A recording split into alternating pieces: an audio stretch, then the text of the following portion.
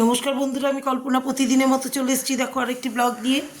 দেখো আমি কি রান্না করছি, দেখো কি রান্না করেছি করিনি। হ্যাঁ, এখানে কালকের বাসি ভাত। এবার বাবুকে টাটকা ভাত করে দিয়েছি, এই যে তার থেকে এইটুখানি রয়েছে, তাই হাঁড়ি কাচিয়ে নামিয়ে সসপ্যানের মধ্যে রেখে হাঁড়ি মেজে ফেলেছি। এইবার এই দেখো, বাবু তো ইউনিভার্সিটিতে গেছে, খেয়ে গেছে। এই যে, আর কালকের ভাতটা এটা, আর এখানে কালকের মাছ, সব কালকের মাছের ঝোল, ওই জাল ফুলকপি দিয়ে কই মাছ আর রুই মাছ, কাতলা মাছ করেছিলাম সেটা। আর আজকে করেছি দেখো কি, আমি এখানে করে নিয়েছি ঘুগনি, মানে ঘুগনি না, চানা মশলা করেছি এখানে। এই দেখো, কিছু শুধু পেঁয়াজ রসুন আদা আদা আর রসুনটা থেতো করে দিয়েছি, থেতনি দিয়ে, আর পেঁয়াজটা কুড়িয়ে দিয়েছি, গ্রেট করে দিয়েছি। হ্যাঁ, আর এই দেখো, এই যে কাঁচা লঙ্কা দিয়ে আলু দিয়েছি, চানা মশলা দিয়েছি, ব্যাস এই দিয়ে এই যে চানা মশলা করেছি। এই দেখো, আজকে ওরা রাতে রুটি দিয়ে খাবে। এই দেখো, রাতে রুটির জন্য তোমাদের যদি কারো ভালো লাগে আমাকে বলতে পারো, আমি নিশ্চয়ই দেবো তোমাদেরও।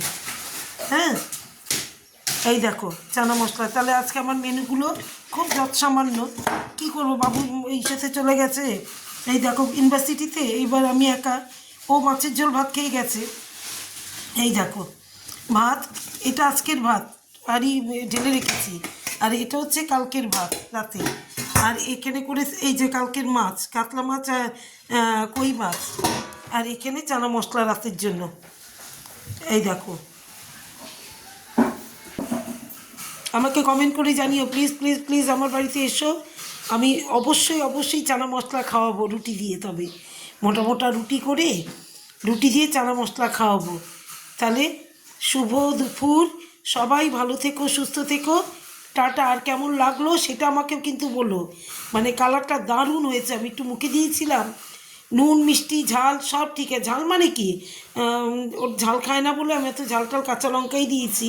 নুন মিষ্টি সব একবারে ঠিকঠাক। খেলে ঝাল ঝাল, যেহেতু চানা মশলা দিয়েছি এর জন্য একটু ঝাল ঝালও হয়েছে। তাহলে একটু কমেন্ট করে জানিও কেমন লাগলো দেখতে তোমাদের। হ্যাঁ, আর আমার বাড়িতে এসো, আমি খাওয়াবো চানা মশলা। তাহলে শুভ দুপুর, সবাই ভালো থেকো, সুস্থ থেকো, টাটা।